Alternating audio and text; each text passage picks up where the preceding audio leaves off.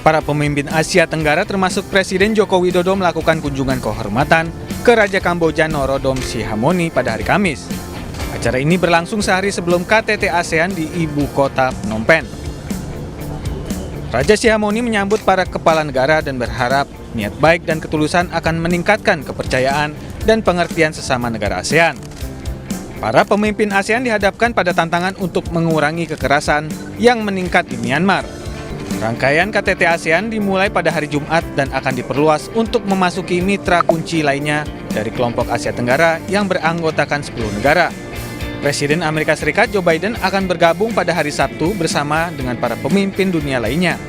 Isu-isu utama dalam agenda akan mencakup krisis di Myanmar, perang di Ukraina, sengketa yang sedang berlangsung di Laut Cina Selatan, pemulihan pandemi, perdagangan regional, dan perubahan iklim.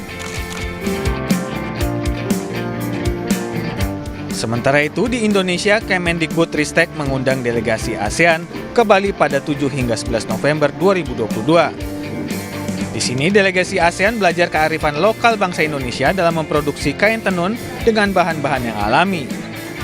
Menurut Sekretaris Direktorat Kemendikbudristek, Firda Arda, kegiatan Natural Dyes of ASEAN Workshop dirasakan sangat penting, salah satunya untuk melestarikan kebudayaan untuk hidup yang berkelanjutan.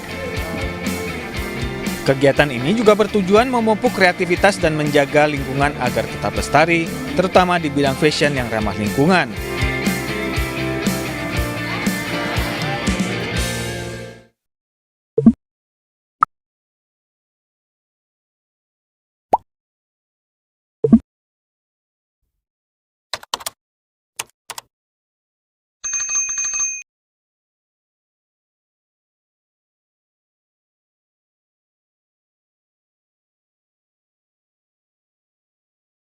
Masyarakat Ekonomi ASEAN. Masyarakat Ekonomi ASEAN atau disingkat MEA. Para pemimpin ASEAN sepakat memberlakukan pasar tunggal di kawasan Asia Tenggara pada akhir 2015 agar daya saing ASEAN meningkat dan untuk menarik investasi asing. MEA merupakan gagasan dalam Konferensi Tingkat Tinggi atau KTT di Kuala Lumpur pada tahun 1997. Hasil dari konferensi tersebut adalah suatu kesepakatan untuk memajukan ASEAN menjadi kawasan yang lebih makmur, stabil, dan mampu bersaing dalam perekonomian. Kemudian pada tahun 2003 dilaksanakan KTT di Bali yang menghasilkan kesepakatan para pemimpin negara ASEAN mengenai pentingnya melakukan integrasi MEA sebagai salah satu tujuan utama. Pada tahun 2006 di KTT Kuala Lumpur muncul kesepakatan baru yang disebut Deklarasi Cebu, yang isinya majunya pemberlakuan MEA yang awalnya 2020 menjadi 2015. Oleh karena itu, masyarakat ekonomi ASEAN disepakati pada tahun 2015 melalui persetujuan cetak biru Masyarakat Ekonomi ASEAN 2025. Pembentukan MEA dimaksudkan untuk mempersiapkan bagi negara-negara anggota ASEAN menghadapi berbagai persoalan ekonomi serta perdagangan yang berlaku secara mendunia. Oleh sebab itu, melalui dibentuknya MEA, negara-negara anggota ASEAN diharapkan mampu bersaing secara global. Pembentukan MEA nantinya memungkinkan satu negara menjual barang dan jasa dengan mudah ke negara-negara lain di seluruh Asia Tenggara, sehingga kompetensi akan semakin ketat. Penanaman modal asing juga meningkatkan lapangan pekerjaan dan kesejahteraan rakyat, sehingga perlu diperhatikan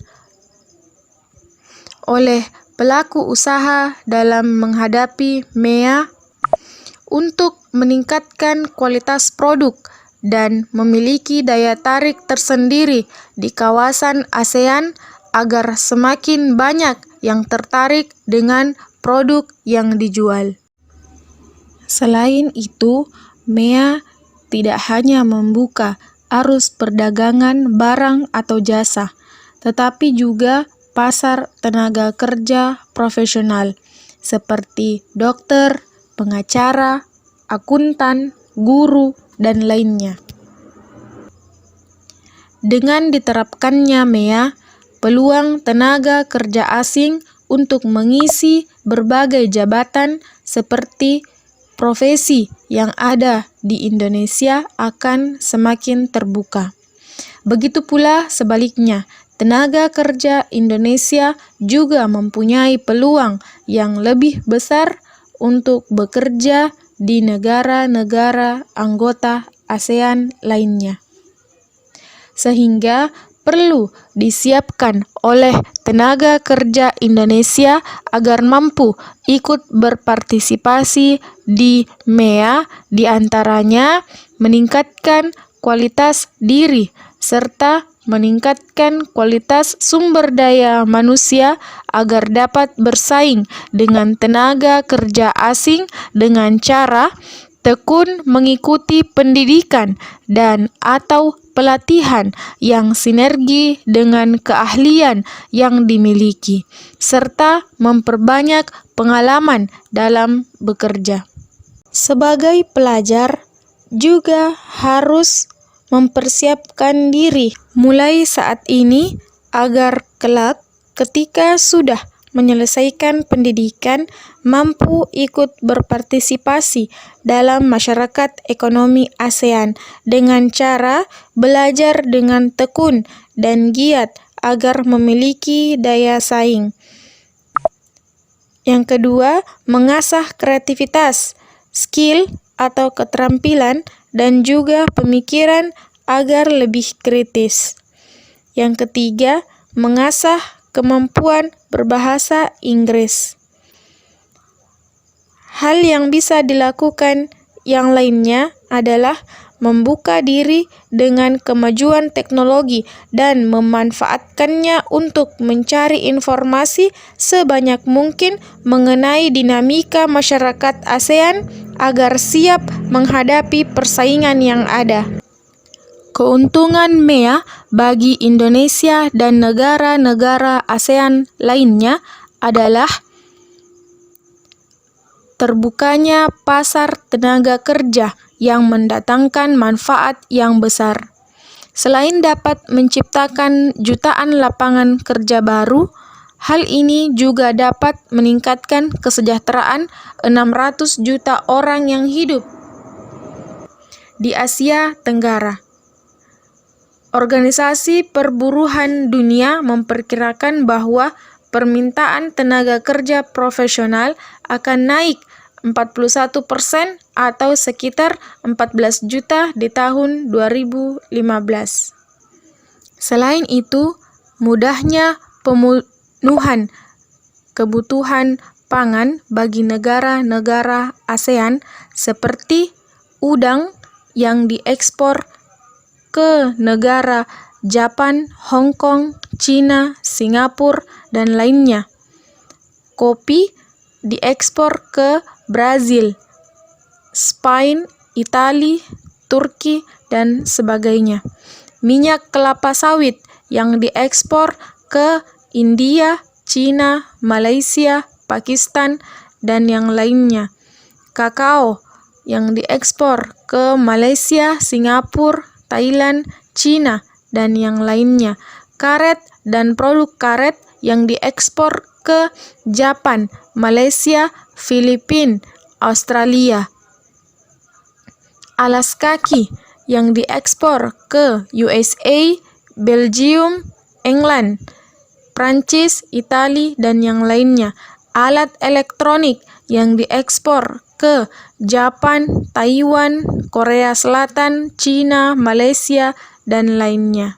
dan produk-produk kerajinan yang bisa diekspor ke Australia, Jepang, Singapura, Hong Kong, serta produk perikanan yang bisa diekspor ke Australia, Jepang, dan Singapura.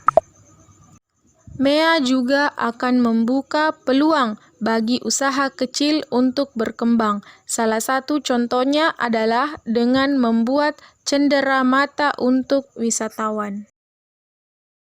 Jangan lupa